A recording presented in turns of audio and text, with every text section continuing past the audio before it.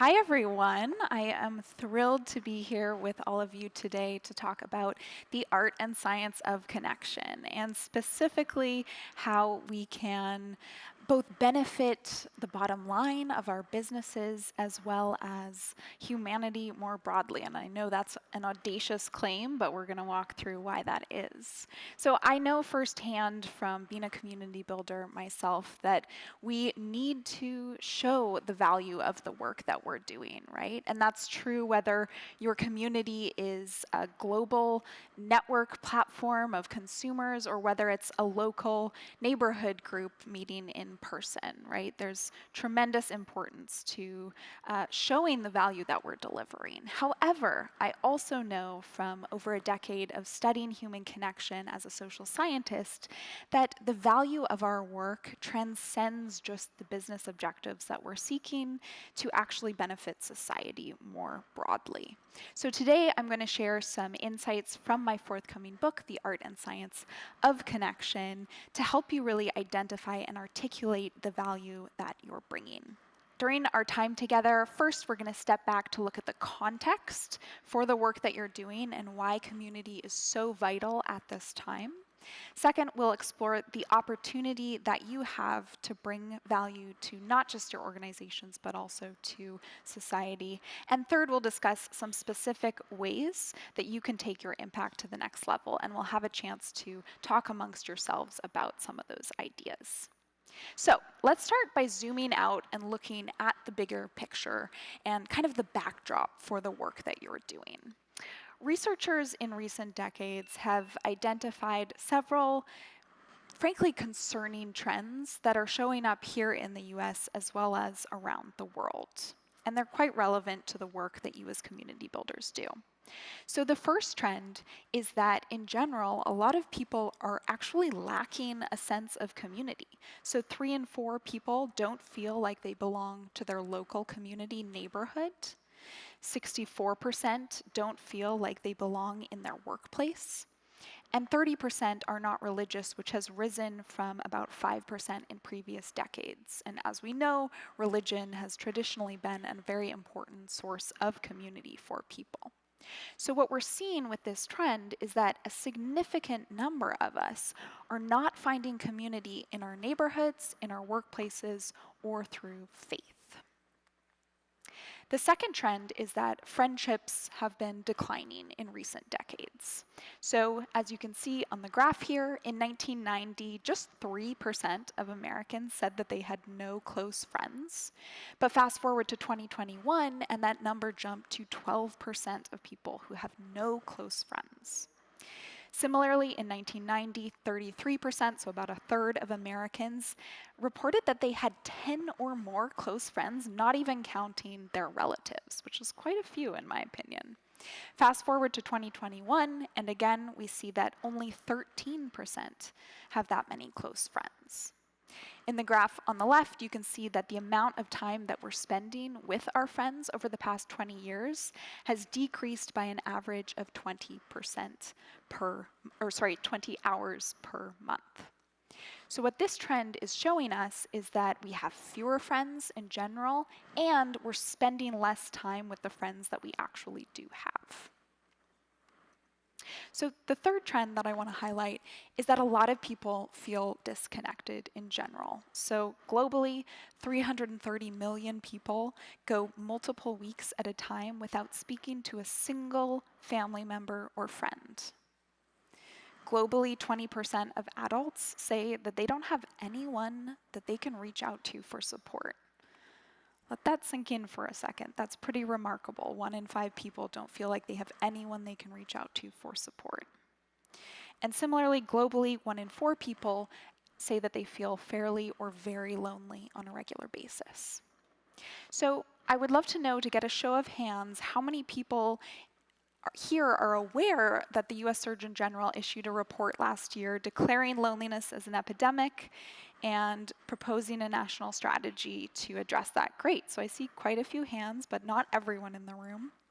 So what this trend and what the US Surgeon General's report shows us is that disconnection is a widespread issue, and it's something that we need to take seriously. So coming back to the context for your work, right? Thinking about these trends, you right now are building community at a time when people urgently need community. Collectively, we are craving connection, and we're seeking that and open to finding that in different, more modern ways.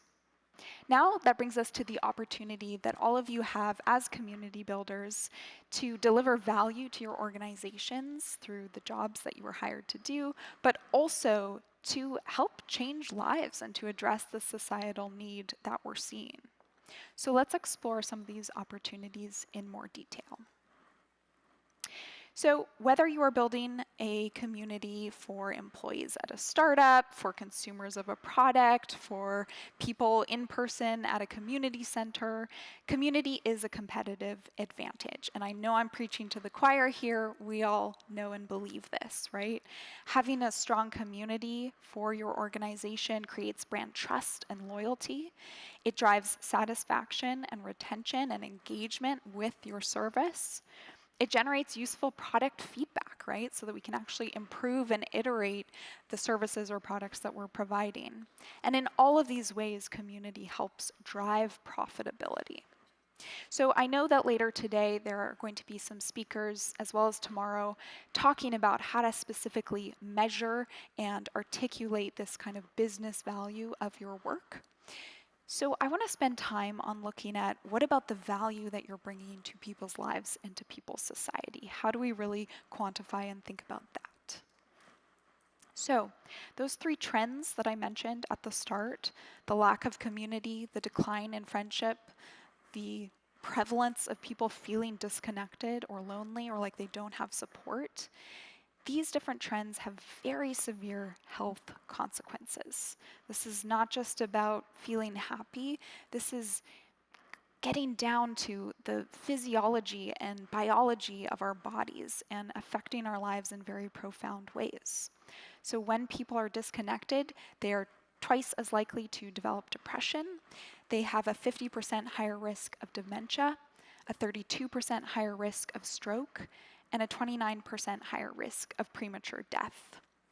In other words, connection is absolutely vital to a life that is long and healthy and happy. In that vein, right, connection is healthy, and we all know this intuitively, but we don't necessarily always align that knowledge with our actions in the day-to-day. People with a strong sense of community belonging, which is what we're all here to talk about, are over 2.5 times more likely to report that they have good or excellent health. So together, what this data is revealing is the power of social health. So I define social health as the dimension of our overall health and well-being that comes from connection. Now that connection could be in our individual one-on-one relationships with family, with friends, with romantic partners, with coworkers and neighbors, right? Those one-on-one bonds are absolutely essential and life-giving. But that connection can also come from feeling part of a community, from feeling like we have a sense of belonging and like we're part of a group that's bigger than just us. Even if we don't know all the members of that group, feeling part of that community confers its own health benefits.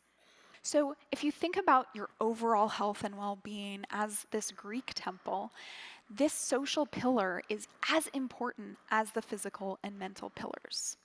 So if you think about physical health as strengthening our bodies and mental health as strengthening our minds, social health is about strengthening our relationships. And each of these is vital and works together to be healthy.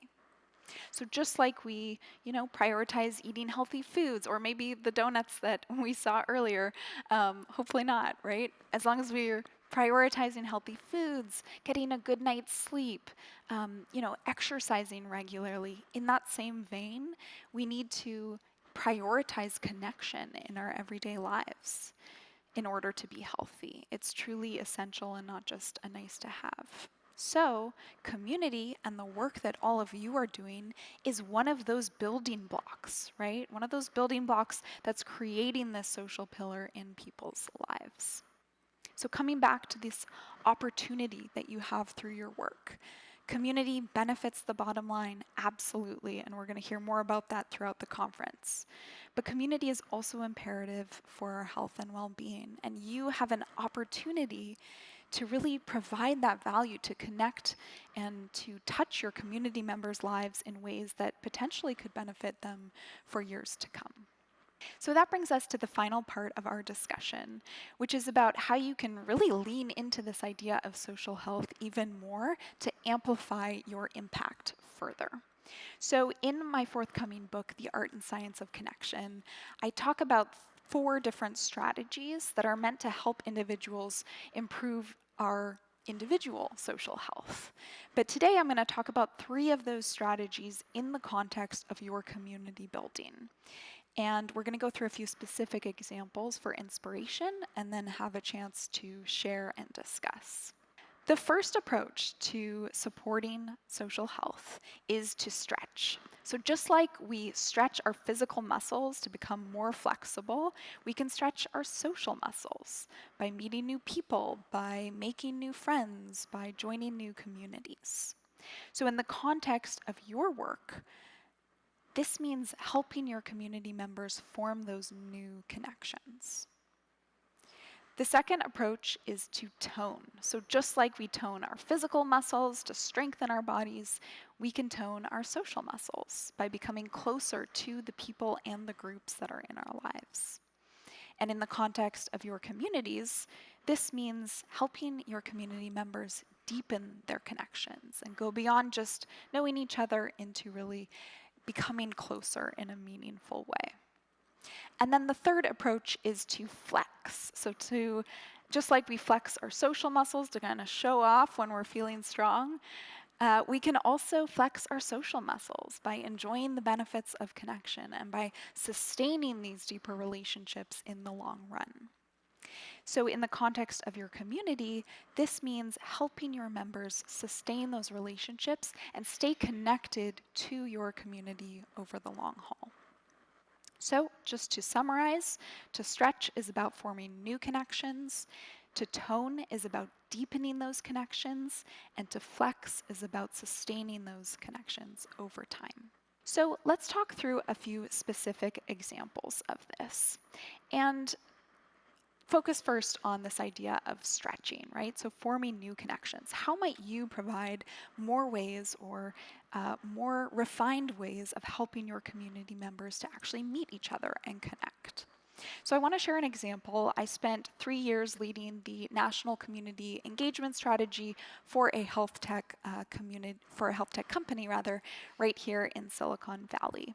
And the community in this case that I was working with was made up of tens of thousands of people spread out across the US who were involved in our health research program. So in this instance, these were a lot of people who were study participants, scientists, teams at locations across the country. So the way that we went about helping them to stretch was to create opportunities for them to meet and to connect. We organized quarterly events where they could get together and actually meet each other from their same communities locally in person, have Q&As with the researchers to understand the importance of the health research that we were working together on.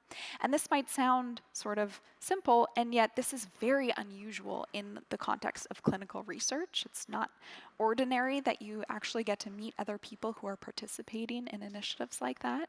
And so this was a way for us to not just advance the research that we were hoping to do, but also to turn it into a community where people knew each other and felt part of something important. So the value from a business perspective, right, of creating these opportunities for our community members to stretch was that we beat the industry norms for participation and retention in clinical research. It was highly effective, 90% satisfaction rates, and a very engaged community of people who cared about the work that we were all doing together. But from a social health perspective, right, what we were doing was creating opportunities for people to meet other people who shared this in common in their local neighborhoods. and to have them feel part of something bigger, right? I talked about how social health comes from our individual relationships, but also that sense of belonging and camaraderie to something bigger. So as you can see, this is an example of driving business value while also supporting the social health of people. So really elevating the work that we were doing to support people's social health. So now let's talk about this idea of toning. So this is deepening connections. And I invite you to think about how might you provide more or more refined ways for your community to go deeper with each other and take it beyond the surface level to really connect more profoundly. So I'll share an example again from a community that I've worked with, which was a startup. I advised the chief product officer for a couple years on a digital platform that was designed for older adults to connect and to build relationships. These were people who, in some cases, were very isolated or lonely, and in general were seeking more fulfilling connection. And so this community, in this case, was made up of older adults in different states who were connecting virtually. So the way that we helped these community members tone was not just by convening them through gatherings, but really being intentional about the features and the programming so that we could create a norm of going deeper and having more meaningful conversations beyond just joining a Zoom call, but actually connecting person to person. So that was through features, that was through having facilitators who were trained in creating a safe space and helping structure the conversation so that people could connect more deeply. And then also through empowering community members themselves to organize events and to identify the kinds of issues that they wanted to be talking about and connecting over. So from a business perspective, right, creating these opportunities to tone and go deeper drove engagement, right? People were finding a lot of value from the platform, and so they were continuing to use it and enjoying it and benefiting from it. It meant that we had wonderful feedback that we could show to the insurance company who offered this service to their members. But then from a social health perspective, right, we were helping people overcome the hurdles of isolation and loneliness to discuss sometimes really difficult topics, doing grief workshops or support groups around different topics related to aging. So they were getting this deeper level of connection and continuing to see these people over time. So again, you can see that by creating these opportunities to tone and be really intentional about that, we could drive business value while also supporting people's social health. So third example, let's talk about this idea of flexing. So flexing your social muscles. And I invite you again to think about ways that you might create more opportunities or more refined opportunities for your community members to stay in touch in the long term and feel connected to the community in the long run. So an example from a community that I've worked with is called the Community Living Campaign. This is a nonprofit in San Francisco that I've served on the board of directors for over 7 years now. And this community, in this case, is made up of older adults and people with disabilities local to San Francisco. This is a much more in-person nonprofit example than the other ones that I shared. So the way that we went about helping these individuals to flex their social muscles was through the different programming and the reliability and consistency of opportunities that we were providing for people. So for example, one of the programs is called Community Connectors. This is about empowering local individuals to bring together their neighborhoods in ways that make sense for them.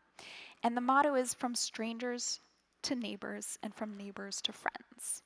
So over time, through not just that initial touch point of where people get to know each other, and not just through those opportunities to deepen, but through consistency over the long run, people were able to really flex their social muscles and develop relationships and a sense of community now, in some cases for over 2 decades. So what you see here is that from a business perspective, the value of these opportunities to flex is, in this case, because it's a nonprofit, fulfilling the mission, right? To address people's levels of social isolation and loneliness, to provide necessary services to people who need them. But from a social health perspective, right, we're improving their lives, and the feedback we get is really remarkable. Almost 100% of participants report feeling more connected and report feeling like the program has helped improve and maintain their health and well-being over time. So again, you can see, whether it's in a for-profit model or a nonprofit model, that by creating these kinds of opportunities and being really intentional about these 3 levels of connection, right?